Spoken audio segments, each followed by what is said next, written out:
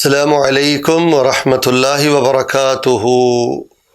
ناظرین و مستمعین، یقیناً آپ خیریت سے ہوں گے، خیریت میں ہوں گے۔ اللہ رب الرحمن آپ کے لیے خیر کے اور خوشی کے سارے دروازے کھول دے، اور اللہ اس آنے والے رمضان کو، مہمان کو، خوشیوں کے اس پیغام کو اللہ تبارک و تعالیٰ میرے اللہ کے لیے مبارک کر دے۔ آمین ثم آمین۔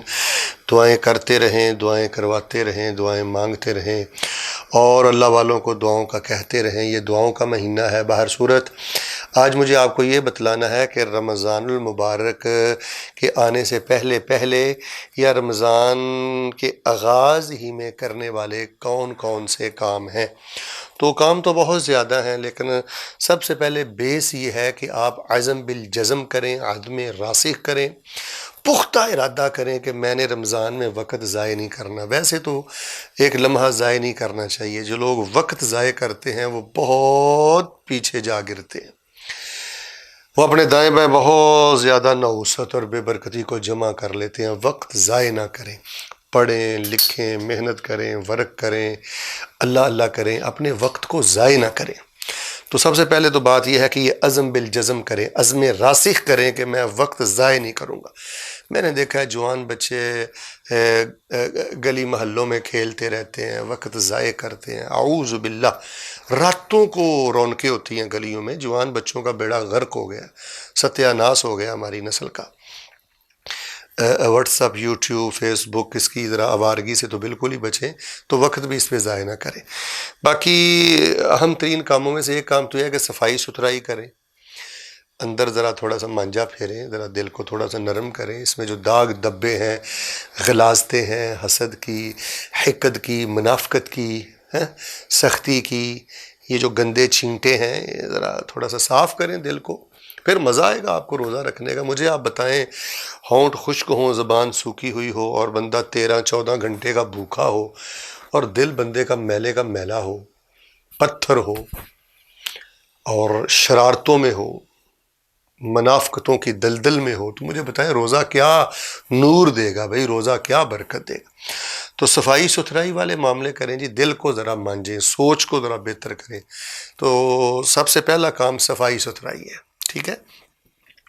دوسری بات یہ ہے کہ توبہ والا معاملہ ذرا سنجیدہ کریں۔ آپ کی زندگی میں جو کبائر ہیں، مثلا شرک ہے، یا بدعت ہے، یا ظلم ہے، یا فحاشی ہے، یا کوئی حرام ہے، تو آپ اس کو اپنی زندگی سے نکال لیں۔ رمضان کا استقبال پوری صفائی ستھرائی کے ساتھ کریں، اور بالتوبہ، توبہ کے ساتھ کریں۔ اگر اسی طرح گناہوں کا جالا مالا ہے اندر، اور وہی شرارتیں، اور وہی سختیاں، اور وہی ضد ہے، اور وہی کبیرہ گناہ ہیں، اور روزے بھی ساتھ چل رہے ہیں، تو پھر یہ رمضان ہمیں کچھ نہیں دے گا۔ پھر ہم ان لوگوں میں ہی لکھے جائیں گے، اللہ رحم کرے، جن پر اللہ کی پھٹکار ہے، اور جن کے لیے رسول پاک علیہ السلام کی بد دعا ہے۔